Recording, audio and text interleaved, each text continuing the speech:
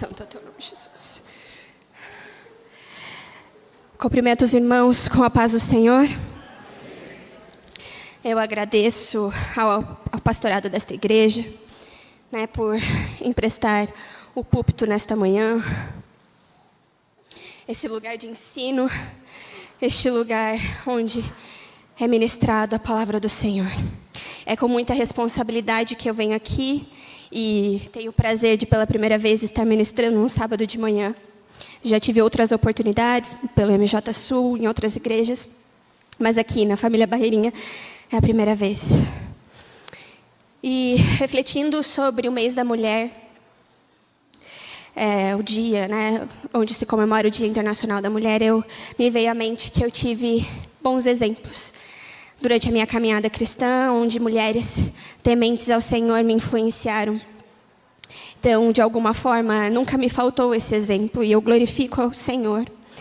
E se eu pudesse citar alguns nomes que fizeram isso durante a minha infância e a minha adolescência, porque dizem que o caráter das pessoas são formados nesse período. E graças a Deus, eu tive mulheres que me inspiraram. E aí, eu não vou citar mais nomes, mas eu gostaria de citar alguns que fizeram muita diferença na minha vida, de forma em gratidão. Eu cito a minha mãe, que, para a glória de Deus, sempre foi uma mulher temente ao Senhor e que me ensinou. Eu louvo ao Senhor pelo exemplo que ela me deu. A tia Tereza, a tia Laurinha, a tia Vera, que estava aqui na semana passada, a tia Gersonita, que já dorme no Senhor, a tia Sara Brito, a tia Ruth Soares. Foram mulheres que me acompanharam de alguma forma e me inspiraram.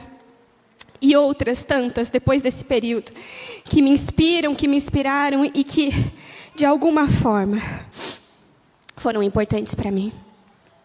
Mas o que eu gostaria de reforçar é que muito mais do que estar numa posição como eu estou hoje, de palavra, né, de pregar no púlpito, nós mulheres temos grande influência na nossa casa.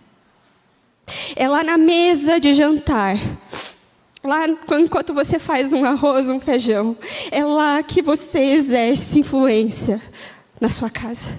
Então, não se apegue apenas ao púlpito, não se apegue apenas em falar bonito, mas seja exemplo. Ore pelos seus filhos, ore pela comunidade onde você mora, ore pelos seus colegas de trabalho, pelos seus colegas da escola, porque foi para isso que o Senhor te chamou. Eu incentivo sim você a conhecer as Escrituras, mas tenha certeza que o que você faz no seu lar tem muito, muito valor. Seja exemplo a todos aqueles que estão ao seu redor, amém?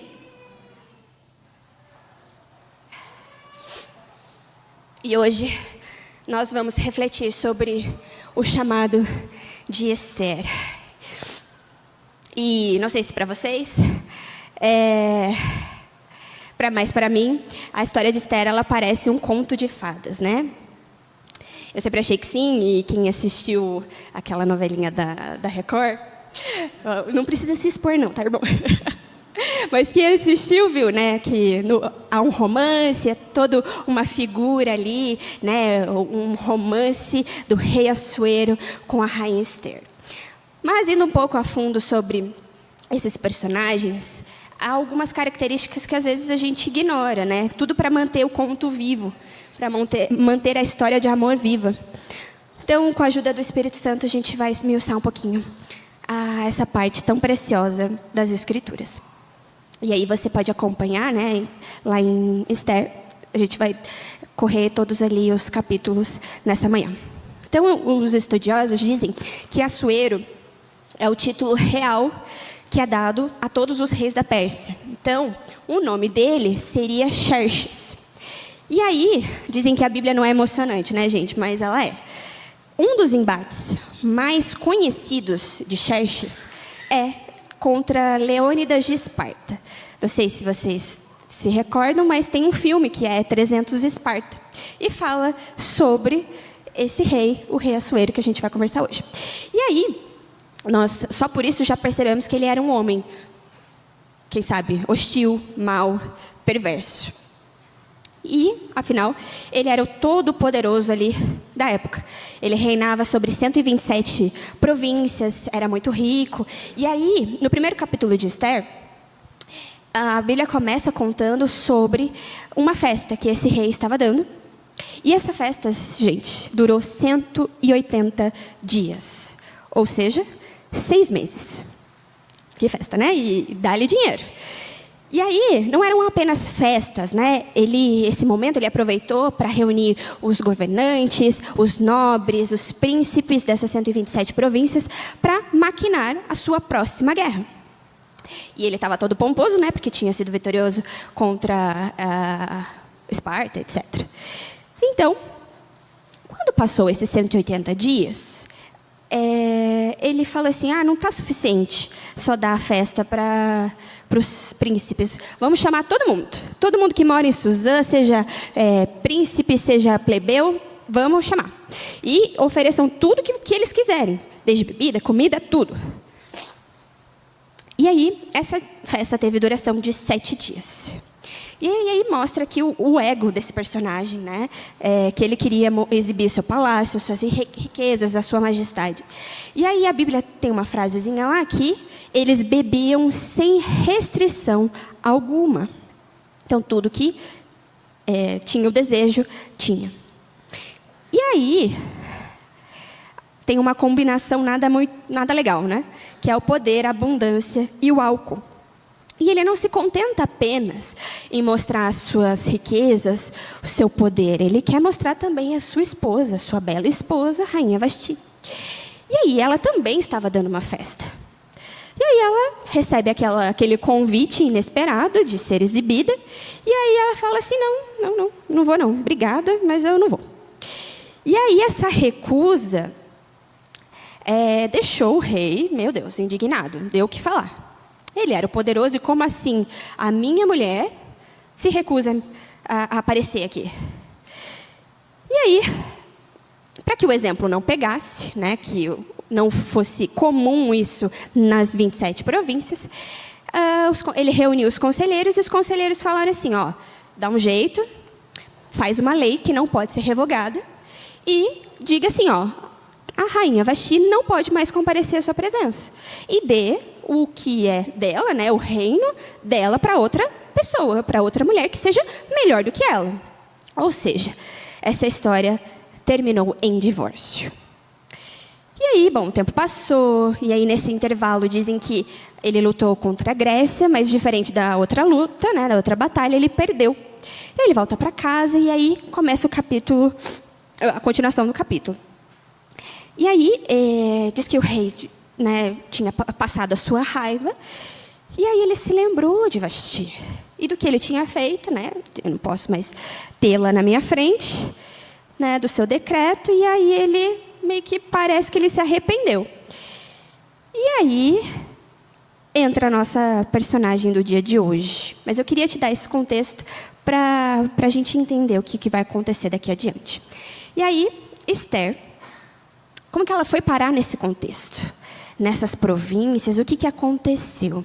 Bom, os irmãos sabem que o povo judeu foi levado em cativo, né, em cativeiro à Babilônia, no tempo de Nabucodonosor. E aí passaram-se os anos, e aí vem a Esther. O tempo que Esther vivia, né, nasceu. E aí nós sabemos que ela tinha origem judia, né, então ela não nasceu em Jerusalém e ela não foi tirada lá de Jerusalém, mas ela já nasceu numa cidade, Suzã, provavelmente, ali na Pérsia. E aí há um detalhe muito importante na história de Esther, que ela era órfã. E ela não era órfã apenas de um pai ou de uma mãe, ela era órfã de pai e de mãe. Então, e além disso, né, tudo indica que ela perdeu seus pais ainda muito nova, porque ela foi criada por seu primo Mordecai. E aí aqui a gente já imagina, né, quão difícil deve ter sido a vida dela. Imaginem as feridas que ela tinha no seu coração, a ausência, né, de pais, numa nação estrangeira, de costumes diferentes do que o seu povo tinha, a ausência de uma figura materna, que nós sabemos que é tão importante nas nossas vidas para ensinar-nos coisas básicas.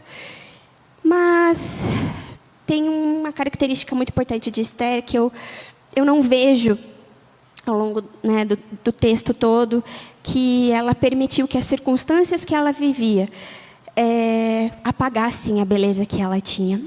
A Bíblia reforça que Esther era bonita e formosa. Ou seja, ela era muito bonita.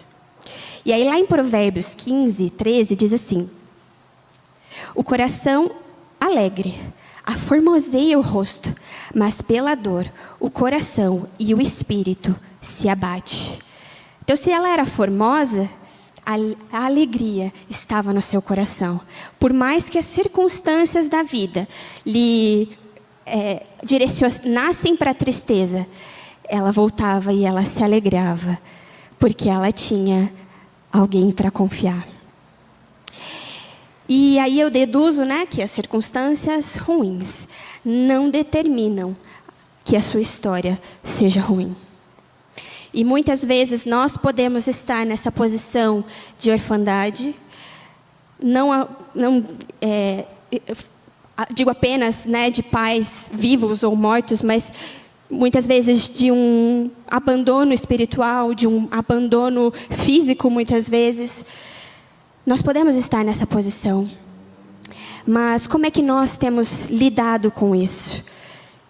Porque para Esther, Deus deixou um guerreiro ao lado dela. E aí eu fui pesquisar o significado do nome de Mordecai. É guerreiro. E Deus deixou um guerreiro para acompanhar Esther.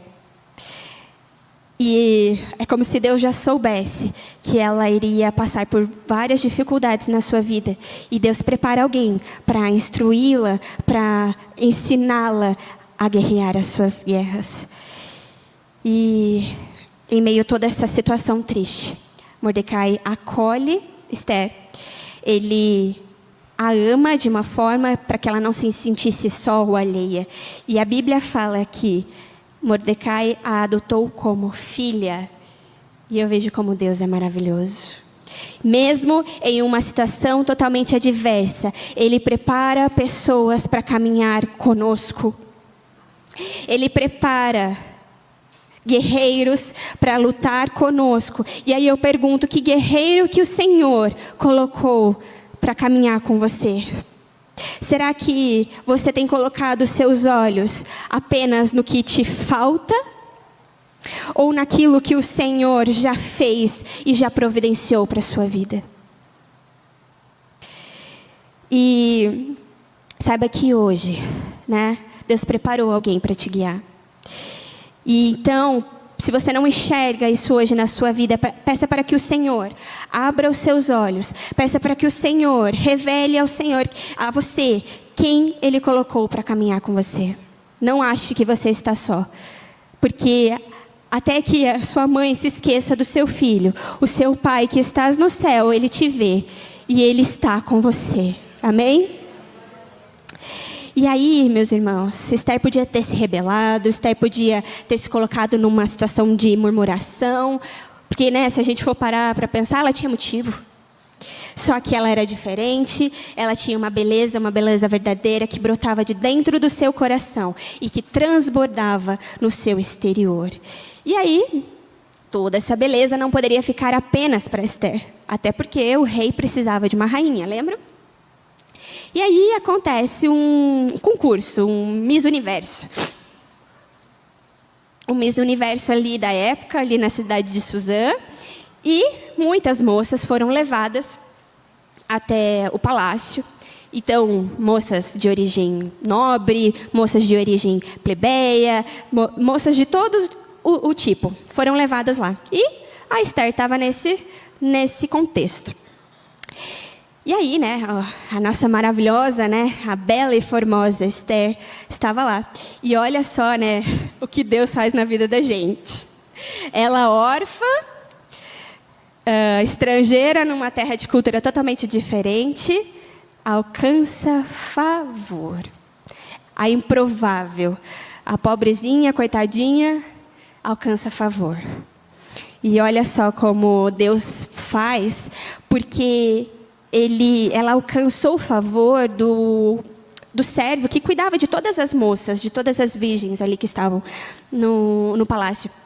E aí ele gostou dela e falou assim, eu vou dar os melhores tratamentos, eu vou colocar ela no melhor lugar, né? Porque, bom, eu fui com a cara dela, vamos lá. E olha como Deus está trabalhando, né? De como ele tinha o controle das coisas antes mesmo do caos ser instaurado. Ele já sabia, ele já estava ali, cuidando da história de Esther. E aí, essa edição do Miss Universo durou 12 meses. 12 meses, gente, de preparação. E eu e você querendo em de uma hora para outra, conquistar o mundo, né? Porque mulher quer agora, se não for agora, eu não quero. E ela, 12 meses ali. Então, foram 6 meses de óleo, de mirra, e 6 meses de óleos aromáticos, essências e perfumes. Eu estava precisando, Rodolfo. Vamos providenciar aí. 12 meses, poxa. E aí, gente, uma reflexão. Para que a gente possa viver aquilo que o Senhor quer que a gente viva, nós precisamos nos preparar. Não adianta de uma hora para outra a gente querer sair aí pelas nações. É importante. Mas se você não tiver a palavra, se você não tiver, como a gente falou na escola bíblica, se a gente não tiver a palavra guardada no nosso coração, não é apenas a Bíblia física debaixo do braço. Não. Ela no coração. Se você não se preparar dia e noite, não adianta. E a gente precisa se preparar. Não é porque nós somos inteligentes, não é porque comigo ninguém pode, porque pode sim. Se você não estiver preparado, Deus levanta outro. Mas Ele, como o presbítero Oziel falou, Ele quer usar você. Então se prepara. E aí o que acontece nesse concurso? Esther não alcança apenas o favor de todos os súditos, ela alcança o favor do rei. E aí a Bíblia fala que Assuero, o rei Assuero, amou Esther. Ele colocou a coroa de rainha. E mais uma vez, nós vemos Deus trabalhando nessa linda história. E vejam que Esther só alcançou o favor do rei, porque o rei dos reis estava com ela. Não era porque ela era bonita, porque ela falava bem, porque ela tinha uma origem, que, bom, ninguém sabia da sua origem ainda, e ela não tinha uma origem nobre. Mas foi porque Deus estava ao lado dela. Imaginem o que eu e você podemos fazer se Deus estiver conosco, amém? E aí nós podemos talvez pensar que Deus não está vendo a minha dor. Deus não está vendo que eu perdi tantas coisas no passado. Mas meu querido irmão, minha querida irmã, Ele vê e Ele está trabalhando. Mesmo no silêncio, mesmo nos bastidores, Deus está trabalhando. E Ele quer cumprir o propósito dEle na sua vida, o chamado dEle na sua vida. Mas para que o propósito do Senhor seja cumprido na sua vida, a gente já viu que nós precisamos de preparação. Mas Ele também pede de nós obediência. Lá em Esther 2:10 diz assim: Esther não havia declarado o seu povo e nem a sua parentela, pois Mordecai lhe havia ordenado que não dissesse nada a respeito disso. E aí nós podemos parar e pensar, por que ela não podia falar? Qual é o problema? Por que esse segredo existia? Será que eles tinham vergonha da sua nacionalidade? Bom, eu não sei o motivo, mas eu entendo que foi um ato de sabedoria. Naquele momento, falar sobre a sua nacionalidade não era algo relevante. Então, quando Deus entregar alguma coisa para você, alguma promessa para você, não saia espalhando para qualquer pessoa. Não saia falando, olha o que Deus falou na minha vida. Sabe por quê? Porque muitas vezes você só vai entender lá no futuro. Então feche a sua boca, fique calado, porque independente do que o Senhor te falou, Ele vai cumprir na sua vida. Não fale para pessoas imaturas que não vão entender e que talvez vão distorcer a história. Cuidado, cuidado. No momento certo, tudo vai fazer sentido. E Esther, ela foi obediente à orientação de Mordecai. E nós também precisamos ser obedientes ao nosso conselheiro, que é o Espírito Santo. Nós, como já disse, nós não podemos apenas conhecer a palavra, mas nós precisamos praticar e obedecer às Escrituras, ao que Cristo nos orienta. E Esther podia ter se desviado do seu propósito, ela poderia ter decidido contar a sua nacionalidade e talvez ter colocado todo o plano de Deus, né, no sentido, os planos de Deus não podem ser frustrados, mas ela podia ter colocado tudo abaixo e Deus levantaria outra pessoa. Mas ela foi obediente, ela foi humilde. E aí ela podia ter chegado lá no palácio, né, e ter falado: a minha origem é muito difícil, a minha vida é muito difícil. Coitada de mim, e coitada mesmo, mas ela escolheu seguir firme, porque ela tinha convicção de que o que ela estava fazendo ali não era por acaso. O Senhor não tinha colocado ela ali por acaso, ela tinha um propósito. Então ela fez as pazes com o passado dela e seguiu em frente. Nós não podemos deixar o nosso passado difícil colocar o nosso futuro em risco. Quando ela chegou lá, quando ela já era rainha, ela continuou obedecendo. E aí no versículo 20 do capítulo 2 diz que Esther ainda não havia declarado a sua linhagem e o seu povo, como Mordecai havia lhe ordenado. E Esther continuava a cumprir as ordens de Mordecai, como tinha feito quando este a criava. Ou seja, ela rainha, poderosa, rica, ela ainda era submissa. Ela ainda era obediente. Gente, isso aqui é humildade, é uma lição de humildade. Ela era rainha e ela não deixou que a riqueza, o poder, o palácio, os prazeres, o poder que ela tinha frustrassem os planos. Ela não permitiu que aquilo mudasse a essência que ela tinha. O coração dela era belo e formoso, não era apenas a sua aparência. E nada que era terreno, que era da terra, poderia mudar. Não é, gente, as nossas posses, não é os nossos sonhos realizados, não é o nosso carro novo que nos dá autonomia para fazer o que a gente bem quiser.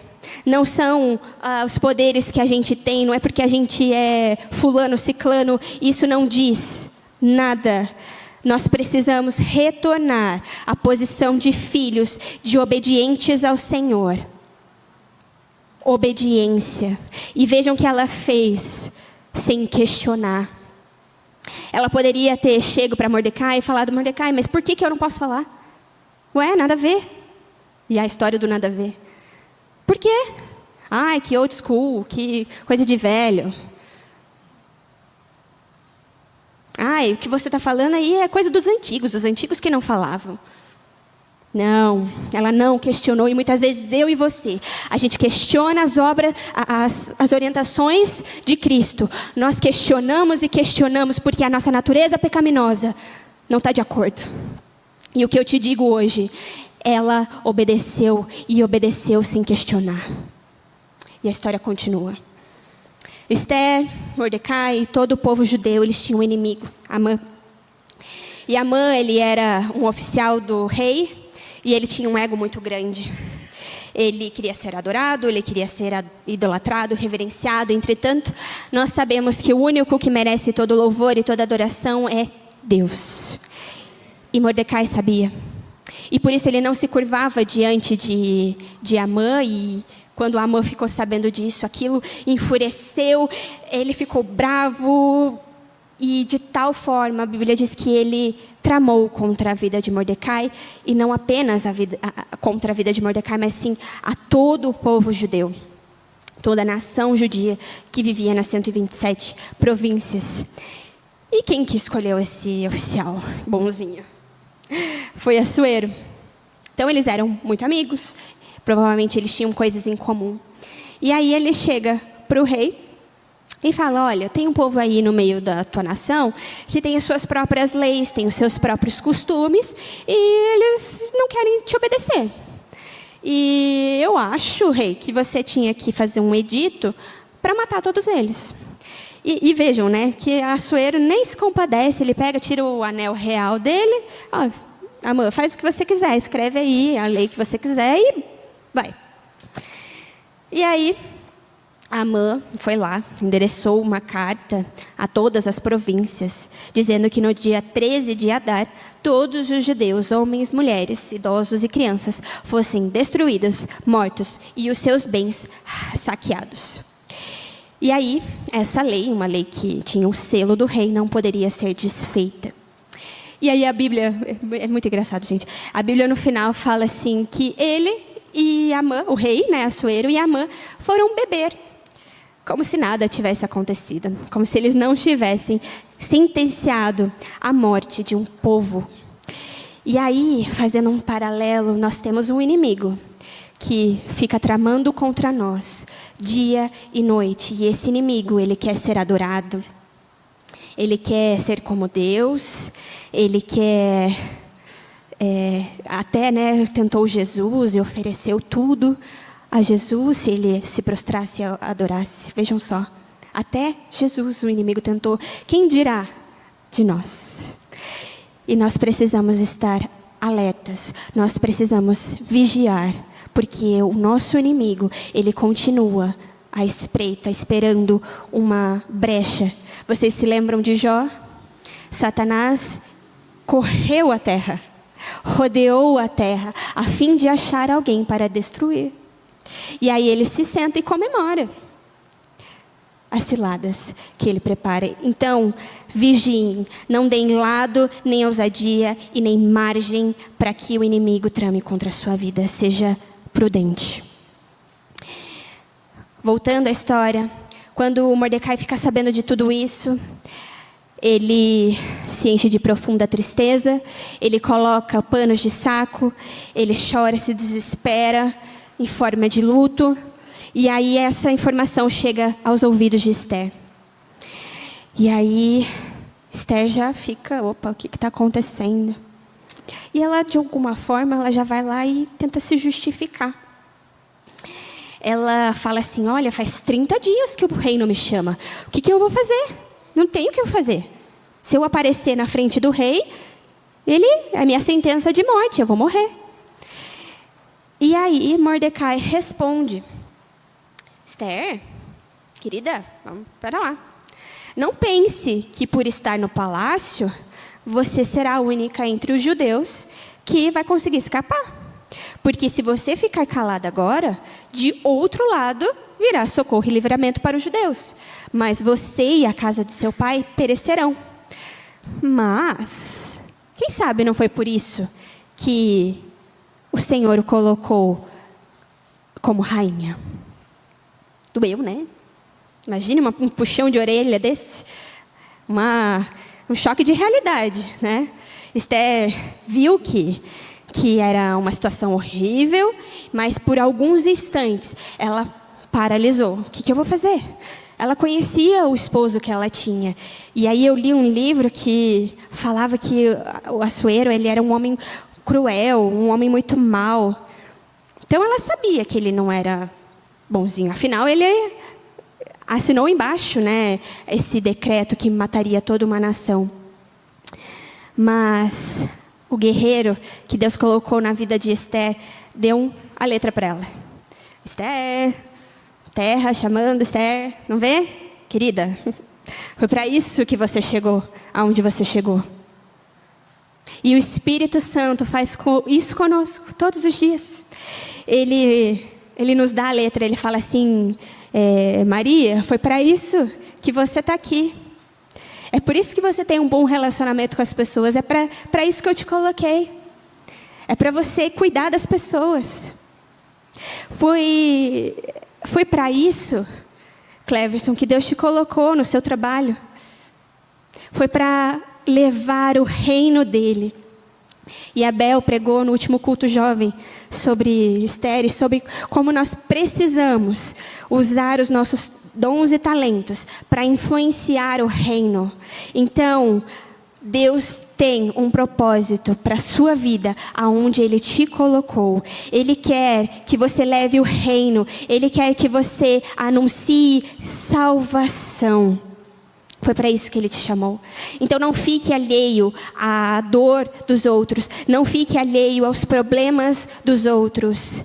Ele te chamou para levar libertação no seu ambiente de trabalho, na sua escola. Ele quer te usar para salvar vidas. Amém?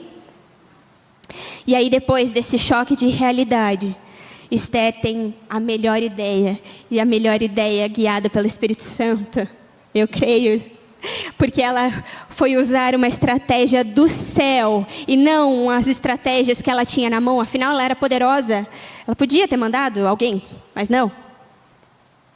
Ela usou recursos eternos, o jejum e a oração, e como essas duas ferramentas podem mudar as circunstâncias, podem mudar o curso de uma nação, de um povo, e nós vemos isso acontecendo ao longo da história do povo de Deus. Vocês se lembram de quando o povo estava no deserto? Eles eram um povo rebelde, assim como eu e você, e Deus olha para Moisés e fala: não dá mais. Não dá mais, esse povo é muito rebelde. E aí Moisés, ele se coloca na brecha. Ele fala: Senhor, não faça isso. É o teu povo. Lembra? Tu tirou do Egito.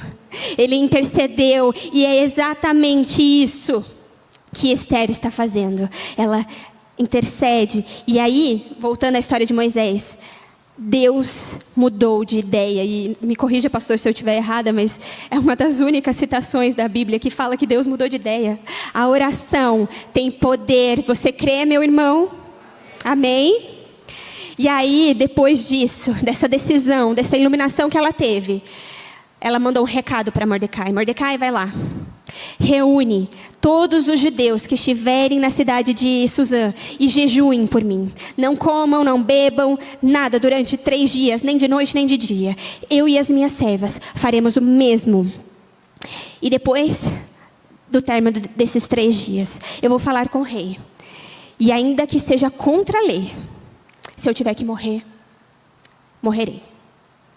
E aí nós sabemos que jejum é santificação, é entrega, é você colocar Deus mais importante do que as suas necessidades físicas. E aí Esther estava disposta a tudo, inclusive morrer. Então ela se posicionou. Ela se colocou como intercessora. E, meus irmãos, como uma posição, um posicionamento muda histórias. Naquele momento ela decidiu se posicionar. E repercutiu em gerações, em gerações, em gerações, por conta de uma decisão que ela teve. Então, a santificação é a demonstração de fé. É da importância que Deus ocupa nas nossas vidas. Será que nós estamos dispostos a tudo? Será que nós estamos dispostos a sacrificar ou até mesmo dar as nossas vidas? Para estar na presença do Rei, nós não podemos ir de qualquer forma. Né? Chegar ao Evangelho, sim, venha a mim, da maneira que você está, mas não fique dessa forma que você chegou. A mudança, a transformação, ela tem que acontecer. Se santifique, busque ao Senhor, se prepare para a presença do Rei. E ela estava se preparando. E aí, ao fim desse período, Esther cheia de autoridade e ousadia, porque quem se coloca de joelhos diante do Senhor, quem se prepara diante do Senhor, se levanta com autoridade, se levanta com palavra do Senhor, com autoridade e ousadia. E aí ela vai até a presença do Rei. E aí nós vemos que mais uma vez a misericórdia do Senhor entra em ação. Aquele homem cruel que poderia sentenciá-la à morte, ele estende o seu cetro e a recebe. E não apenas a recebe, mas oferece metade do seu reino. Deus muda ou não muda as circunstâncias? Nós não cantamos agora que Ele é a cura, e você crê nisso? Ele muda o ambiente, Ele te tira da depressão, Ele te tira dos seus caminhos tortos. Ele tem poder. É a oração, meus irmãos, é o jejum, é a preparação. E aí, cheia de sabedoria, ela propõe um banquete ao rei e à Amã. E aí, ela está lá no banquete e ela vê, olha a sabedoria, que ali ainda não era o momento certo. E aí ela fala: posso pedir mais uma coisa? Posso fazer um outro banquete para você amanhã? Claro. E aí ela convida de novo a Amã e o rei. E aí, isso mostra, né, que ela não foi esbaforida, não foi precipitada. E aí, né, a rainha, Amã, todo pomposo, né, ele ficou todo feliz, né, porque, poxa, eu fui convidado apenas para fui convidado para 2 banquetes com a rainha. Isso é importante. Mal sabia, né, o que ele estava aguardando. E aí, gente, a história continua. E é incrível como Deus prepara tudo. Naquela mesma noite, o rei não conseguiu dormir. E aí ele pediu para que os escritos, né, as crônicas, fossem lidas para ele, para que ele conseguisse dormir. E aí, numa dessas histórias, eles leram sobre um dia que Mordecai havia escutado 2 servos tramando contra a vida dele. E aí Mordecai vai lá e conta, né, para Esther. Esther revela isso para o rei e o rei manda matar essas 2 pessoas, né? Enfim, a vida do rei é poupada. E aí o rei volta e pergunta para o seu servo: o que a gente fez, né, para esse Mordecai? Aí responderam para ele: nada, né? A gente não fez nada para honrar. Beleza, amanheceu. E aí, como, né, Amã e o rei eram melhores amigos, o rei mandou chamar. E aí ele faz uma pergunta: Amã, o que você acha, né, que se deve fazer com uma pessoa que eu gostaria de honrar? E aí, né, poxa, já tinha sido chamado para estar no banquete. É comigo que ele está falando. É a mim que ele quer honrar.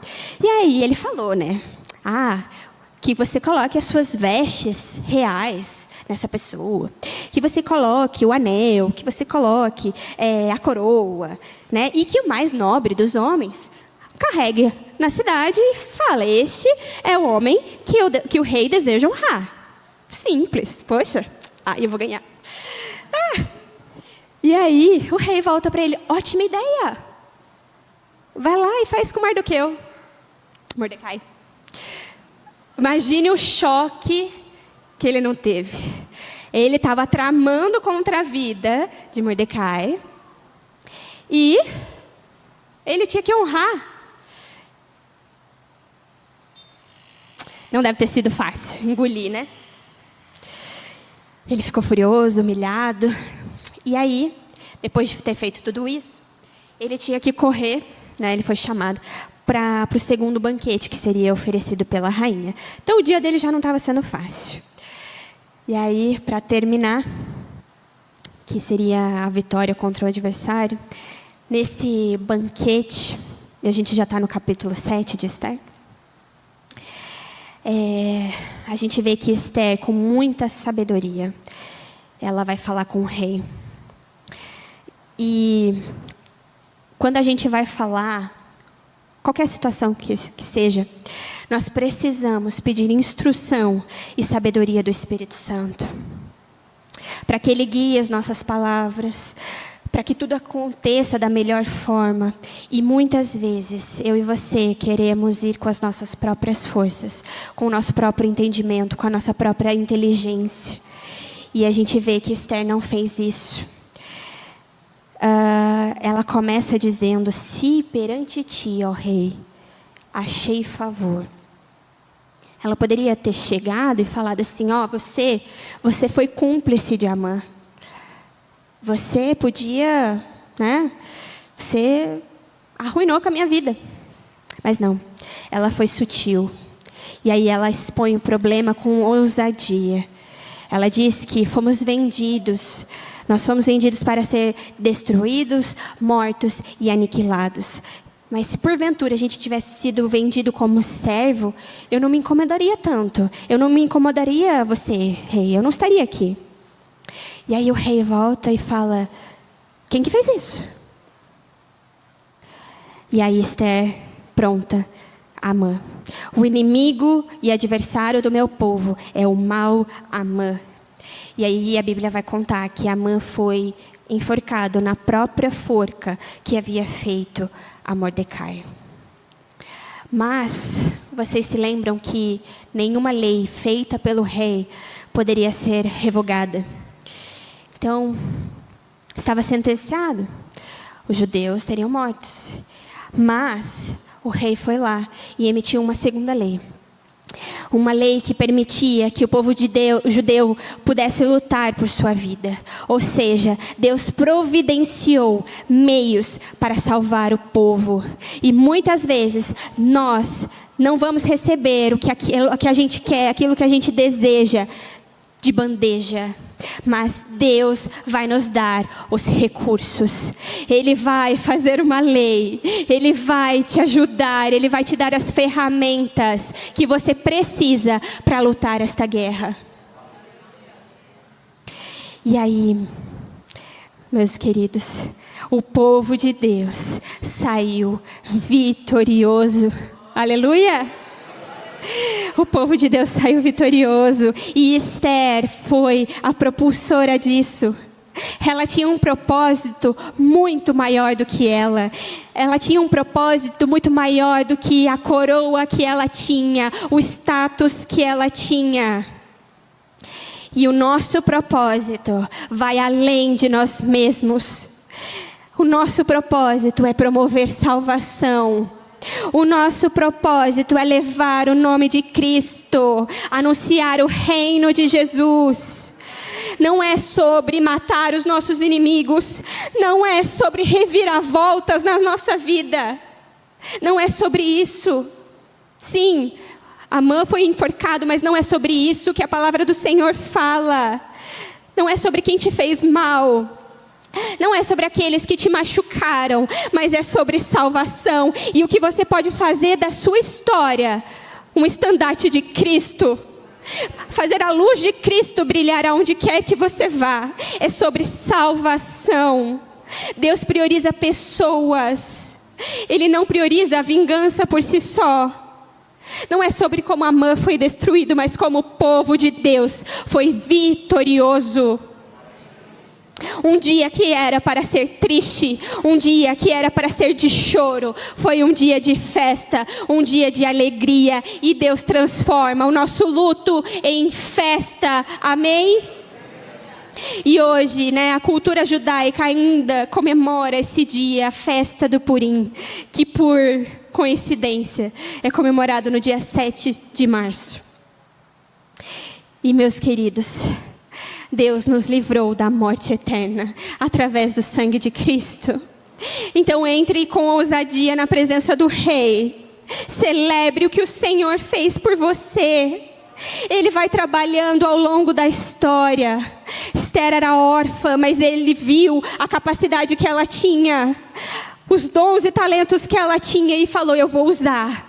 Ela está sendo preparada para ser instrumento, para levar salvação.